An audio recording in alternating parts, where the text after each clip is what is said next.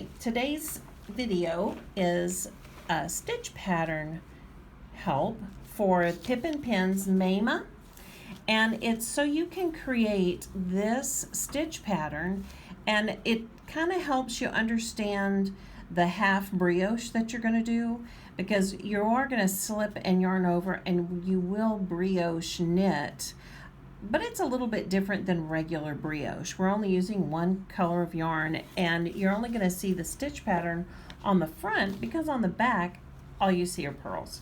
All right, so what I've done, I have rewritten this in a chart form, and so what I can hope that you gather from this is that, see how you see this is at a diagonal? Well, your brioche will create this diagonal pattern. Also, I want you to see how I've highlighted, this is the yarn over slip, the X, and so the next time across, when you get to those yarn over slips, you're going to brioche knit them, so you're knitting them together. Anytime you see a long stitch, this is a knit, and if you see it's a dash, that is a purl, and when you see this together, that means knit front and back. And that's how I've created this chart that grows this way. Right now, I am probably on row 7. Let's see, where is 7? Yes, I'm on 7, and then we're going to see 8. So you can actually see me do the brioche knit, and you will see me do the yarn over slip. Okay? All right, so I'm going to leave this out so you can kind of see what we're doing. Okay, so on row 7, we're reading the chart this way, and this is a knit front and back. So we knit front, we knit back, and that creates that extra stitch. And see, when you create the stitch, then you push the pattern over a little bit. See how this is an X right here? That's the one we're going to brioche knit, which all that means is just knit it together. Then we knit one, we brioche knit, knit one, and I apologize for having so many stitches on here, but I was trying to make sure that I had at least the 8 rows in the pattern.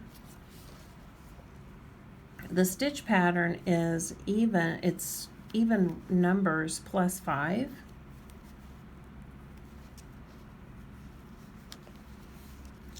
And what we started with, I cast on 17.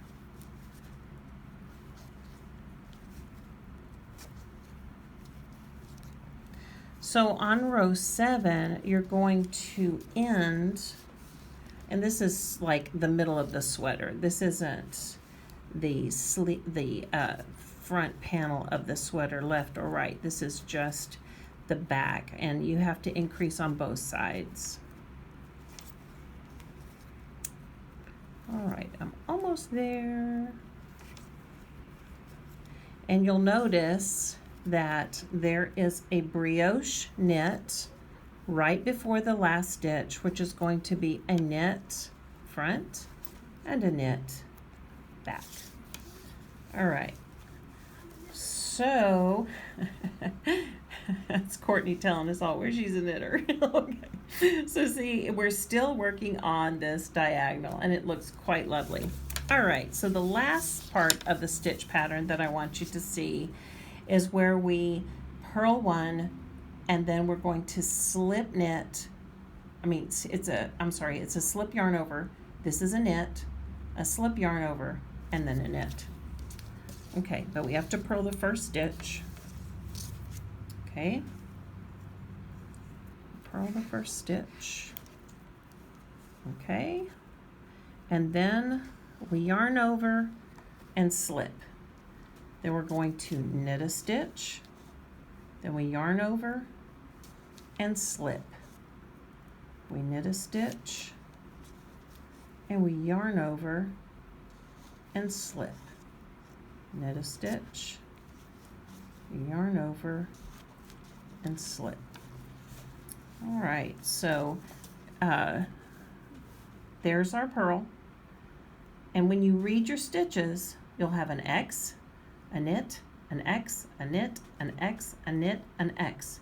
So in Martha Wissing's advice, we admire our work often because you don't want to just hurry through and have two of these together because it's going to mess up your count, and it's going to mess up your pattern.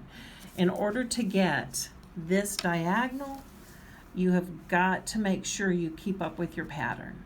Okay? Thanks so much. And again, this is the stitch pattern for Pip and Pin's Maema sweater. We have a small knit along going on at the store, so we've got about 4 or 5 people knitting this. I think it's quite lovely and it fits beautifully. So I hope you enjoy. Thank you.